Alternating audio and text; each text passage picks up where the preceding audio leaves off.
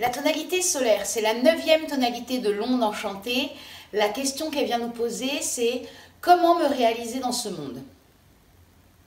Le glyphe qui vient répondre aujourd'hui, c'est le voyageur du ciel. Le voyageur du ciel, son mot, c'est le mot oser. Aujourd'hui, en ce jour voyageur du ciel solaire, c'est un bon jour pour oser. C'est l'invitation. Oser sortir de sa zone de confort. Hier, nous étions humain jaune galactique. Est-ce que je vis ce que je crois? Mais je prends des décisions, je fais des choix. Et aujourd'hui, j'ose mettre en place ces choix. J'ose sortir de ma zone de confort. J'ose rencontrer ma zone de peur. Alors oui, c'est désagréable. Alors aujourd'hui, on est guidé par la lune. Donc ce désagréable, ça peut vraiment se manifester par de l'émotionnel. Et l'invitation, c'est de se poser, de voir ce qui se passe de ce côté émotionnel parce que j'ai osé plonger à l'intérieur de moi.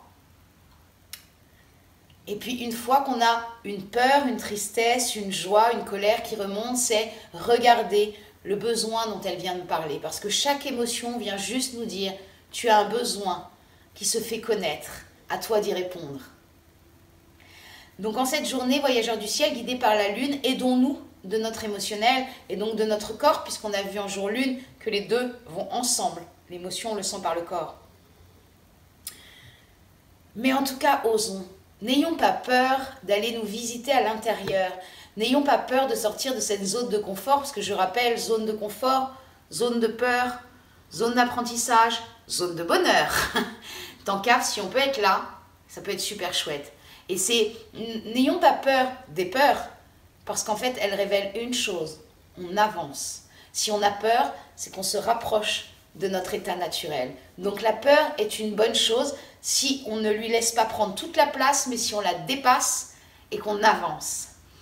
Donc c'est vraiment ça, oser aller visiter de nouvelles façons d'être, de nouvelles façons de faire, de nouveaux chemins auxquels on n'aurait pas forcément pensé avant. Cette journée voyageur du ciel, elle nous amène vraiment ça.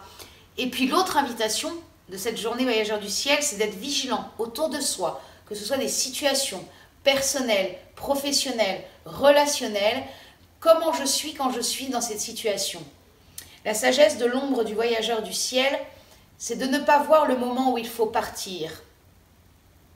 Il y a souvent des moments dans des relations, dans des situations, quelles qu'elles soient, nous avons appris ce que nous avions à apprendre, ça y est, l'apprentissage est là, nous avons vécu ce que nous avions à vivre, et pour des questions d'engagement, de loyauté, d'intégrité, pour l'autre, bien entendu, pas pour soi, ben on reste. Et le voyageur du ciel, il vient dire « pars avant de dépérir ». Parce que dans ces situations où on reste, alors qu'il n'y a plus rien à apprendre, ben c'est là où la vitalité, elle baisse, où on est de moins en moins bien, où on se crée des douleurs physiques.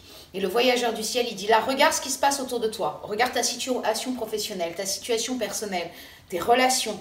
Et regarde dans quelle situation tu as déjà tout appris et où il est temps de partir avant de dépérir. Ça, c'est vraiment aussi l'invitation de ce jour voyageur du ciel guidé par la lune. Voilà, je vous souhaite une belle journée, bonne journée voyageur du ciel solaire. À très bientôt. In Lakesh.